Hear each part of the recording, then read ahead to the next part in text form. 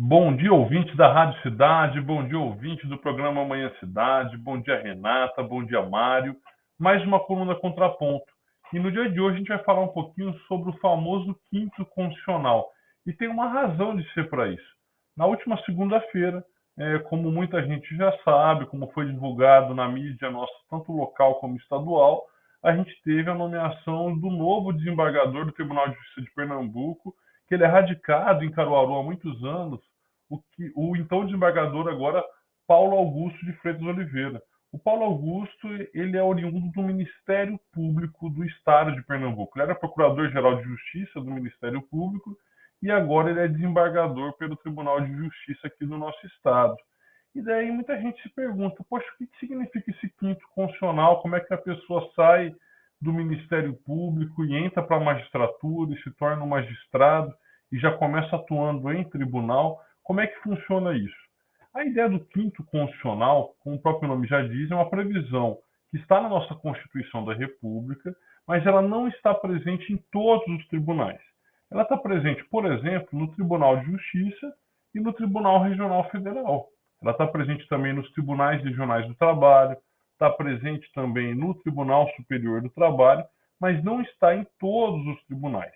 Qual que é a ideia do quinto constitucional? A ideia é o seguinte, olha, a gente precisa ter uma formação plural, ou seja, os tribunais, como eles são os órgãos de superposição, ou seja, eles analisam os recursos e as ações originárias, mas principalmente os recursos das decisões que são tomadas no primeiro grau, é preciso que a gente tenha uma composição de um tribunal que represente a totalidade da sociedade.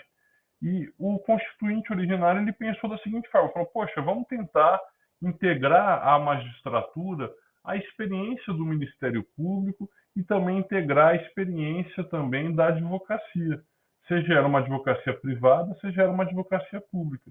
Então a ideia do quinto constitucional é reservar um quinto das vagas desses tribunais de justiça, tribunais regionais federais, tribunais regionais de trabalho, do Tribunal Superior do Trabalho, para membros que têm origem no Ministério Público e na advocacia. E como é que funciona isso?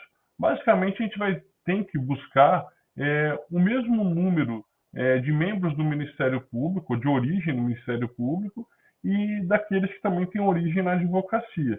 Evidentemente que se a composição do tribunal não permitir que a gente tenha um número igualitário, a gente pode ter um revezamento de vagas. A gente tem uma vaga primeiro para o Ministério Público, quando aquele membro do Ministério Público se aposentar, ou eventualmente falecer, ou pedir para sair da carreira, você tem a composição que vai para a advocacia e vice-versa. Né? Se você não tem a possibilidade de uma composição paritária, isso pode acontecer.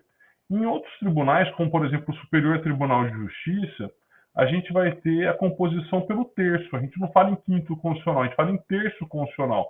Ou seja, um terço dos membros ele vai ser composto por advogados e por membros do Ministério Público. Então você vai ter uma composição que ela vai ter origem um terço na magistratura federal, um terço na magistratura estadual e um terço do Ministério Público e da advocacia, né, para formar os ministros do Superior Tribunal de Justiça.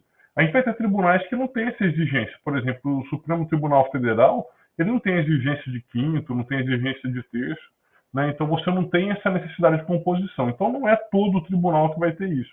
Mas é uma ideia muito bacana e foi interessante ver o discurso do desembargador Paulo Augusto, porque ele falou isso, ele ressaltou esse papel da oxigenação, né, na carreira da magistratura pela experiência de quem tem origem tanto na advocacia como também no Ministério Público.